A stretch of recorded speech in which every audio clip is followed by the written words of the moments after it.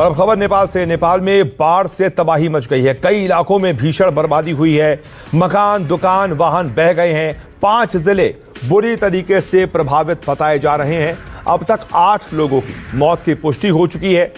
वहीं बिहार के 8 जिलों में भी हाई अलर्ट जारी कर दिया गया है। बताया जा रहा है तिब्बत की तरफ से ये बाढ़ आई है। त्रिशूली नदी बेसिन के जिलों जिनमें नुवाकोट, धादिंग, चितवन, गोरखा और आसपास के इलाके शामिल हैं, इन जिलों में ज्यादा प्रभाव है। लोगों से सुरक्षित जगहों पर जाने की अपील की गई। भीषण तबाही इस बाढ़ ने मचाई है।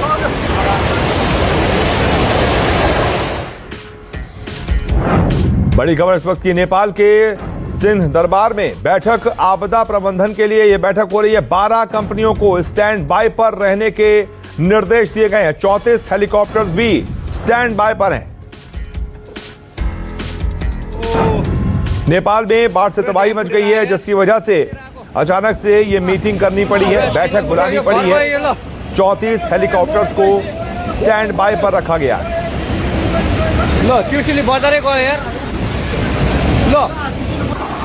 तिब्बत की ओर से जो बाढ़ आई है उसने नेपाल में तबाही मचा दी है। 5 जिले नेपाल के खतरे की जद में है। इतना भयानक सैलाब आया कि कई सारे मकानों को उड़ा ले गया, बहा ले गया।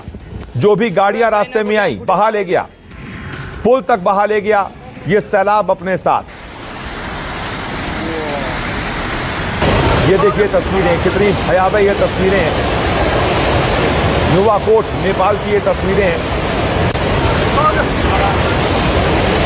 कई सारे मकान इस बाढ़ की जद में आ चुके हैं। कई लोगों की जिंदगी तबाह हो चुकी है। जीवन भर की जो पूंजी कमाई थी उससे मकान बनाया था, वो मकान एक झटके में बह गया। ये देखिए, और ऐसे बहुत सारे मकान, बहुत सारे लोग इन इलाकों को छोड़कर सुरक्षित स्थानों में जा रहे हैं, मजबूर हो रहे हैं। कई लोगों की मौत की भी खबर सामने आ रही है। कई लोग इस बाढ़ की चपेट में आ गए हैं जिनकी मौत हो गई है। और तुरंत नेपाल में 34 हेलीकॉप्टर्स को स्टैंड बाय पर रहने को कह दिया गया है, अलर्ट जारी कर दिया गया है। और इस वजह से बिहार में भी अलर्ट जारी कर दिया गया है, क्योंकि अब ये बाढ़ जो है वो बिहार के कई जिलों की तरफ बढ़ती हुई दिख रही है। नेपाल सरकार ने कई सारी टीमों को भी स्टैंड बाय पर रहने के आदेश दिए हैं।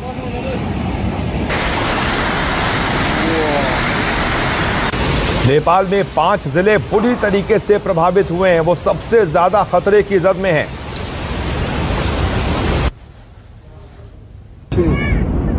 जहां जहां से ये सैलाब आगे बढ़ रहा है, वहां लगातार खतरा बढ़ता जा रहा है।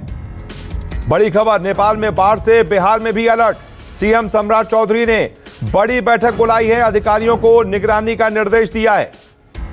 नदियों के जलस्तर पर सरकार की नजर, प्रशासन को अलर्ट मोड पर रहने के निर्देश दिए गए हैं, क्योंकि अब यह सैलाब बिहार की तरफ बढ़ता हुआ, और इसी वजह से बिहार सरकार अभी से ही अपनी कमर कसना चाहती है, इसके लिए तैयार रहना चाहती है। अलर्ट जारी कर दिया गया है बिहार में भी, क्योंकि यह भयावह बाढ़ जो नेपाल को तबाह कर चुकी है वो अब बिहार की तरफ बढ़ रही है। नेपाल में तो मकान, दुकान, वाहन सब बह गए, पूरा डैम, लेकिन अब बिहार में इसको लेकर अलर्ट जारी कर दिया गया है। पूरा चाइना को डैम फुटेर आ रहा था नेपाल में तबाही, और उसके बाद अब बिहार में भी इसको लेकर अलर्ट जारी किया गया है। सभी टीमों को स्टैंड बाय पर रहने के निर्देश दे दिए गए हैं। नदियों के जलस्तर पर लगातार नजर बिहार सरकार रख रही है। जैसे ही इन नदियों का जलस्तर बढ़ता है, खतरे के निशान के पार जाता है, तुरंत टीमों को स्टैंड बाय पर रहने के निर्देश दे दिए गए हैं। पूरा डैम फुटेर आया यार। संवाददाता सौरभ कुमार हमारे साथ जुड़ गए हैं। सौरभ, क्या अपडेट है? बिहार सरकार ने क्या फैसला लिया है? किन किन टीमों को स्टैंड बाय पर रहने के निर्देश दिए गए हैं? क्या तैयारियां की जा रही हैं? जी बिल्कुल, मुख्यमंत्री खुद मोर्चा उन्होंने संभाल लिया है। उन्होंने कहा कि मेरी पैनी नजर जो है वो पूरी स्थिति पर है। लगातार हम बैठक कर रहे हैं सभी जो बड़े अधिकारी हैं इस बैठक में शामिल हैं। हमने कहा है स्थिति को देखने के लिए अगर जरूरत पड़ी तो मैं खुद वाल्मीकि नगर जाऊंगा, ऐसा मुख्यमंत्री ने बैठक के बाद कही है। जी सौरभ, ये जो बाढ़ नेपाल में आई है, ये बिहार के कौन कौन से इलाके इसके खतरे की जद में हैं?